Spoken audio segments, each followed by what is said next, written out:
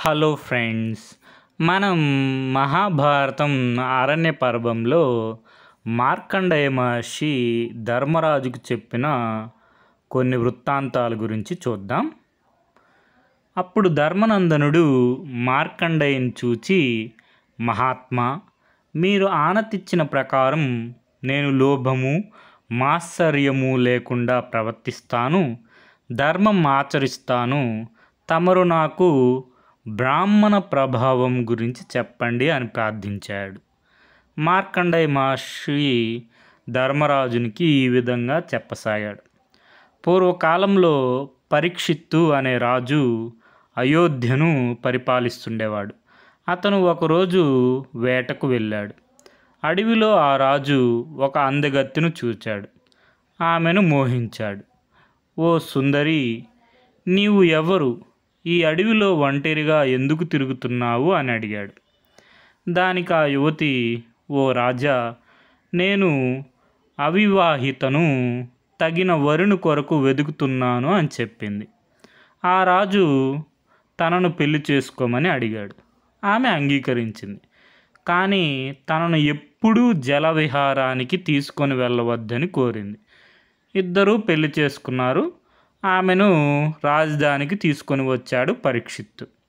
ఇద్దరూ సుఖంగా ఉన్నారు. ఒకరోజు వారు ఉద్యానవనంలో విహరిస్తున్నారు. పరీక్షిత్తు అక్కడే ఉన్న కొలంలో దిగాడు. స్నానం చేస్తున్నాడు. భార్యను కూడా రమ్మన్నాడు. అతని మాట ప్రకారం ఆమె కూడా కొలంలో దిగింది. అదృశ్యం అయిపోయింది. వెంటనే ఆ రాజు కొలంలో ఉన్న నీటిని అంతా బయటకు తీసి వెదకమన్నాడు. భటులు అదే ప్రకారం చేశారు.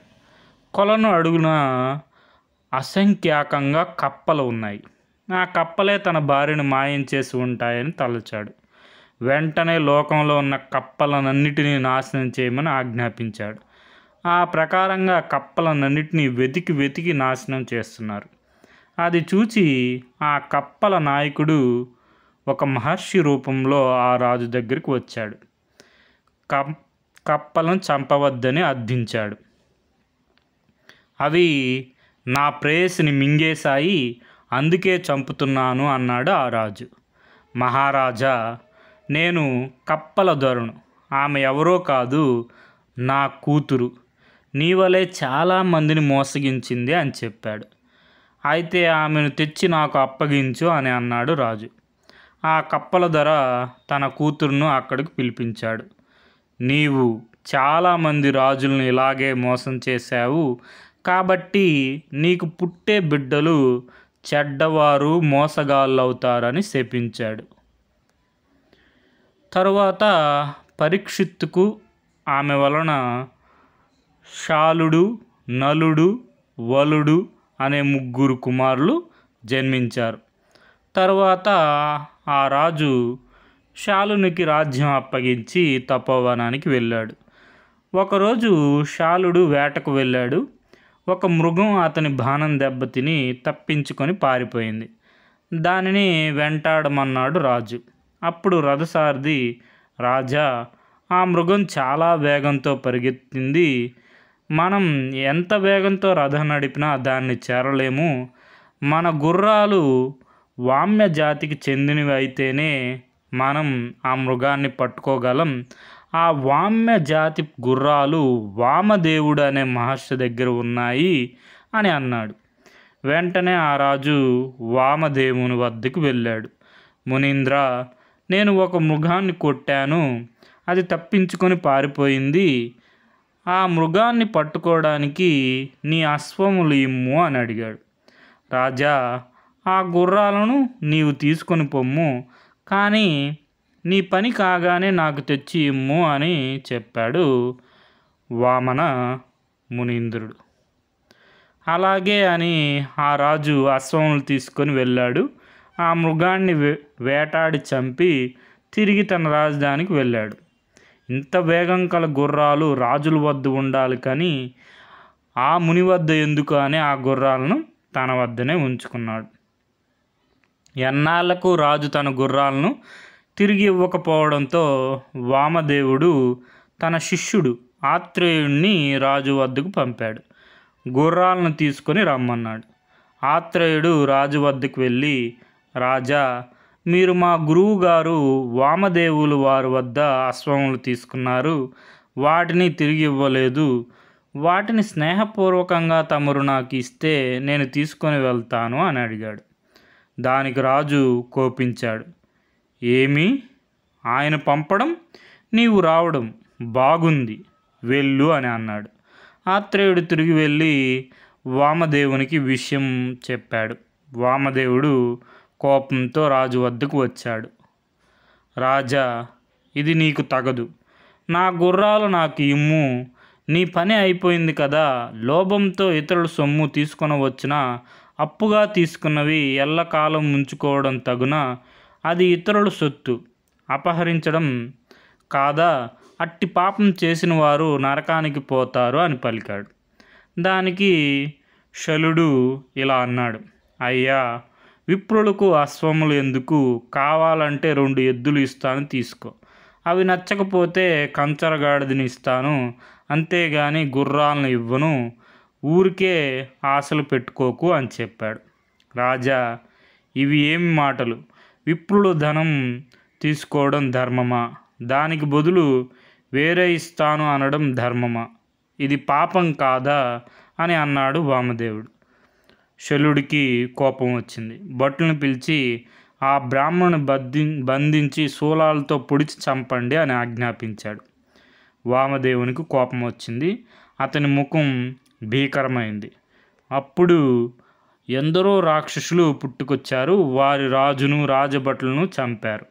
వామదేవుడు వెళ్ళిపోయాడు. శల్యుడు చనిపోవడంతో అతని తమ్ముడు నలుడు రాజయ్యాడు. కొన్నాళ్లకు వామదేవుడు మరలా నలుని వద్దకు వచ్చాడు. రాజా, నీవు ధర్మపరుడు, నా గుర్రాలు నాకు తిరిగి ఇమ్ము అని అడిగాడు. నలునికి కూడా కోపం వచ్చింది. భటులను పిలిచి ఈ బ్రాహ్మణుడికి చంపడానికి విషం పూసిన బాణం తీసుకురమ్మన్నాడు. అప్పుడు వామదేవుడు నలుని చూచి నవ్వి, రాజా, నీవు ప్రయోగించే బాణం అంతఃపురంలో ఉన్న నీ కుమారుని చంపుతుంది, జాగ్రత్త అని హెచ్చరించాడు. అంతలోనే అంతఃపురంలో ఆహాకారాలు వినపడ్డాయి. చనిపోయిన రాజకుమారుని మోసుకొని వచ్చారు. అది చూచి నలుడు కోపంతో అహంకారంతో ఒళ్ళు మర్చిపోయాడు. అహంకారంతో మాట్లాడుతున్న ఈ బ్రాహ్మణుని నేనే సంహరిస్తాను అని విల్లు ఎక్కుపెట్టాడు. కానీ అతని 2 చేతులు, బాణం, విల్లు స్తంభించిపోయాయి. ఆ రాజుకు గర్వం, మదం దిగిపోయింది. ప్రజలను చూచి, నా గర్వం అణిగిపోయింది, నా శక్తి బ్రాహ్మణ శక్తి ముందు పనికిరాదని తెలుసుకున్నాను, వామదేవుణ్ణి శరణు వేడుతాను అని ఆ మునికి నమస్కరించాడు. వామదేవుడు ప్రసన్నమయ్యాడు. రాజకుమారుని బతికించాడు. స్తంభించిన నలుని చేతులు యథాస్థితికి వచ్చాయి.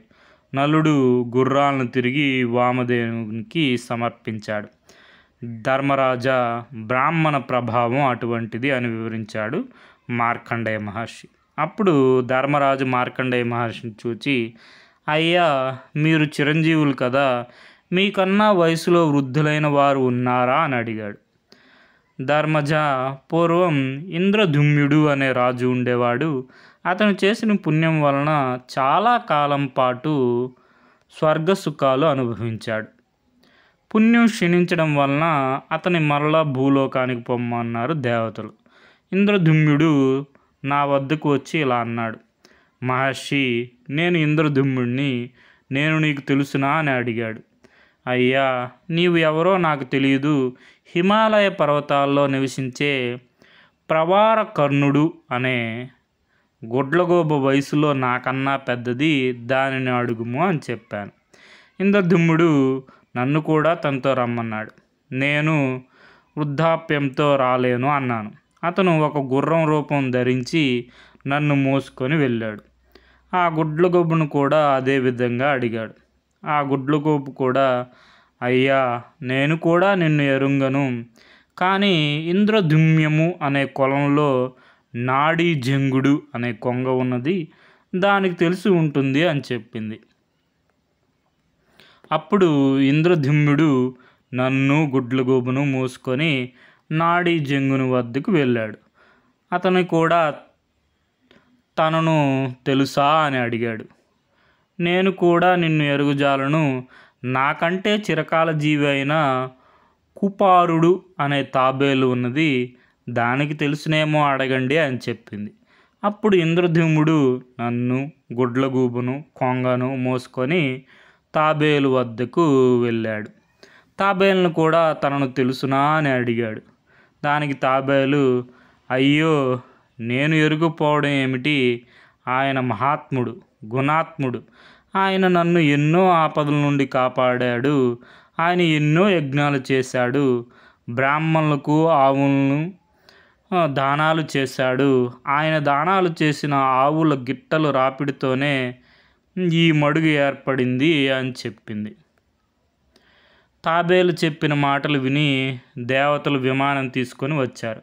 అయ్యా, మీరు పుణ్యాత్ములు, మీకు శాశ్వతంగా స్వర్గలోక ప్రాప్తి లభించింది, మీరు స్వర్గానికి రావాలి అని చెప్పారు. అప్పుడు ఇంద్రద్యుమ్నుడు, అయ్యా, నా మాట ప్రకారం ఈ కొంగ, గుడ్లగూబ నా వెంట వచ్చారు. నేను వారిని వారి వారి స్థలాల్లో దింపి వస్తాను, కొంచెం ఉండండి అని చెప్పి వారిని వారి వారి స్థలాల్లో దింపి వచ్చాడు. తదుపరి విమానం ఎక్కి దేవతలతో కూడి స్వర్గానికి వెళ్ళాడు అని మార్కండేయ మహర్షి ధర్మరాజుకు వివరించాడు. మహాత్మా, మీకన్నా వయసులో వృద్ధుల గురించి వివరించారు. ఇక్ష్వాకు వంశంలో జన్మించిన కువలయశ్వుని దుందుమారుడు అనే పేరు ఎలా వచ్చిందో వివరించండి అని అడిగాడు. దానికి మార్కండేయ మహర్షి ఇలా చెప్పసాగాడు. ఉద్దంకుడు అనే మహర్షి విష్ణువు గూర్చి తపస్సు చేశాడు. అతని తపస్సుకు మెచ్చి విష్ణువు సాక్షాత్కరించాడు. ఏం వరం కావాలో కోరుకో అని అడిగాడు. దేవా, నీవు సాక్షాత్కరించడమే గొప్ప వరం. నాకు ఎల్లప్పుడూ సత్యం, ధర్మం, శమము మొదలైన వాటి మీద లగ్నం అయ్యేటట్టు, నా మనస్సు ఎల్లప్పుడూ నీ మీద లగ్నమయ్యేటట్టు వరం ప్రసాదించు అని కోరాడు.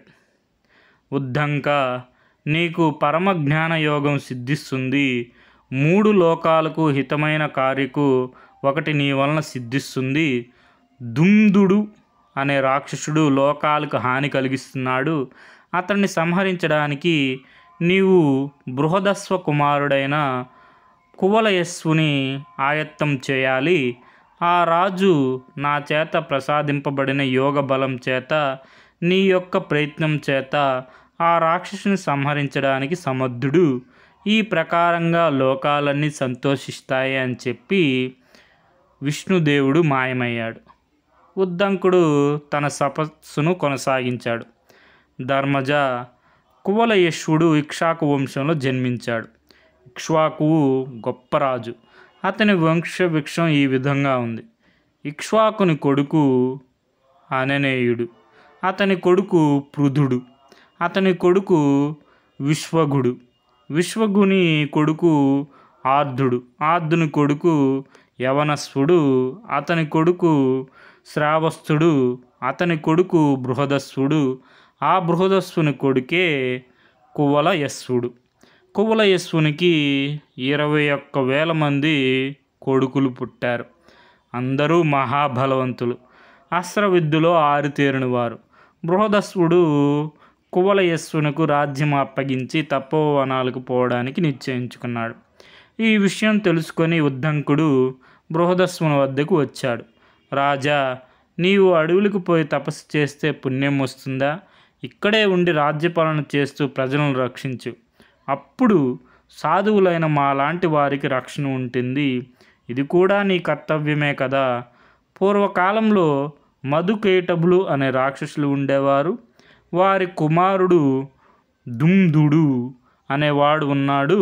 వాడు బ్రహ్మదేవుని మెప్పించి వరాలు పొందాడు. ప్రస్తుతం వాడు మా ఆశ్రమానికి దగ్గరలో ఒక స్వరంగంలో నిద్రిస్తున్నాడు. వాడి నిశ్వాసములు వల్ల వచ్చే గాలికి ధూమము, ఇసుక చెలరేగుతూ ఉంది. అందువల్ల మా ఆశ్రమాలకు చాలా ఇబ్బందిగా ఉంది.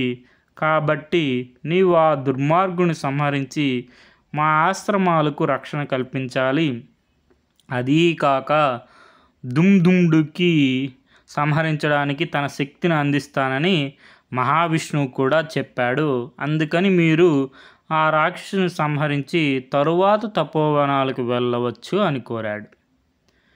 మహాత్మా, ఆ రాక్షసుని సంహరించడానికి నా కుమారుని పంపుతాను, నాకు తపోవనాలకు వెళ్ళడానికి అనుజ్ఞ ఇవ్వండి అని కోరాడు. ఉద్దంకుడు అంగీకరించాడు. అప్పుడు ధర్మరాజు, మహాత్మా, ఆ మధుకైటబులు ఎవరు, వారి వృత్తాంతం తెలియపరచండి అని మార్కండేయ మహర్షిని కోరాడు. ధర్మజ, ముల్లోకములు ఒక మహాసముద్రముగా ఉండగా విష్ణుమూర్తి ఆదిశేషుని మీద శయనించి యోగనిద్రలో ఉన్నాడు. తరువాత కొంతకాలానికి మధుకైటభులు అనే రాక్షసులు విజృంభించి దేవతలను బాధిస్తూ కడకు విష్ణువు నాభిలో నుండి పుట్టిన కమలంలో ఉన్న బ్రహ్మదేవుని కూడా బాధించసాగారు.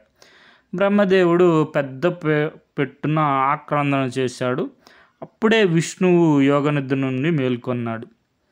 మధుకైటబులు చేస్తున్న ఆగడాల గురించి విన్నాడు. వారి వద్దకు వెళ్ళాడు.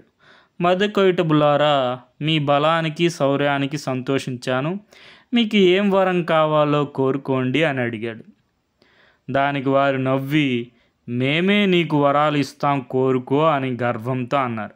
వెంటనే విష్ణువు, మీరు ఆడిన మాట తప్పకండి, నేను వరం కోరుకుంటున్నాను, లోకాలకు ప్రీతి కలిగించేటట్టు మీరు ఇద్దరూ ఇప్పుడే నాచే మృత్యువును పొందండి అని కోరుకున్నాడు. ఓ విష్ణుదేవా, మేము ఆడిన మాట తప్పము, మేమే మా ప్రాణాలు ఇవ్వడానికి సిద్ధంగా ఉన్నాం, అయితే మమ్మల్ని జలం లేని చోట చంపాలి, ఇది నియమం అన్నారు. ఆ సమయంలో 3 లోకాలు జలమయమై ఉన్నాయి. అప్పుడు విష్ణువు తన తొడల మీద వారిని పడుకోబెట్టి చక్రాయుధంతో వారిని సంహరించాడు. అది మధుకైటబుల కథ. ఉద్దంకుని కోరిన ప్రకారం బృహదస్సుడు తన కుమారుడు కువలయస్సుని మధుకైటబుల కుమారుడైన దుమ్దుమ్ని మీదకి దండయాత్రకు పంపాడు. విష్ణుదేవుడు తన శక్తిని కువలయశ్వునిలో ప్రవేశపెట్టాడు. కువలయశ్వుడు సముద్ర తీరంలో విడిది చేశాడు. ఇసుక తిన్నెలు తవ్వించాడు. అక్కడ నిద్రిస్తున్న రాక్షసుని చూచాడు. భటులు అతన్ని అతి కష్టంతో నిద్రలేపారు. వాడు వదిలిన గాలి అగ్నిజ్వాలలై కువలయశ్వుని కుమారులు 3 తప్ప అందరూ మరణించారు. కువలయశ్వుడు ఆ రాక్షసునితో యుద్ధం చేశాడు. కువలయశ్వుడు బ్రహ్మాస్త్రం ప్రయోగించాడు. బ్రహ్మాస్త్రం ఆ రాక్షసుని శరీరాన్ని ముక్కలు చేసింది. ఈ ప్రకారంగా ఆ రాక్షసుని చంపిన కువలయశ్వుడు అప్పటి నుండి దుందుమారుడు అనే పేరుతో ప్రసిద్ధి చెందాడు. అప్పుడు దేవతలు, ఉద్దంకుడు, మహర్షులు కువలయశ్వుని వరం కోరుకోమన్నారు. మహాత్మా, నాకు ఎల్లప్పుడూ విష్ణు భక్తి కలిగి ఉండేటట్టు, బ్రాహ్మణ భక్తి కలిగి ఉండేటట్టు, నిరంతరం దాన ధర్మాలు చేసే శక్తిని కలిగి ఉండేటట్టు వరం ప్రసాదించండి అని కోరాడు. వారు అతను కోరిన వరాలు సంతోషంతో అనుగ్రహించి తమ స్థానాలకు వెళ్ళారు. కువలయేశ్వరుడు తన రాజ్యానికి వెళ్ళి ప్రజారంజకంగా పరిపాలించాడు అని మార్కండేయ మహర్షికి ధర్మరాజుకు చెప్పారనమాట. దీని అన్నిటికీ మూలం మనకి మహాభారతం అరణ్య పర్వం చతుర్దశాశ్వాసం ఎర్రాప్రగడ గారి ప్రణీతము. తెలుగు అనుసరణ కవిత్రయం పాదరేణువు మొదలు వెంకట సుబ్రహ్మణ్యం గారు. Okay friends, thank you for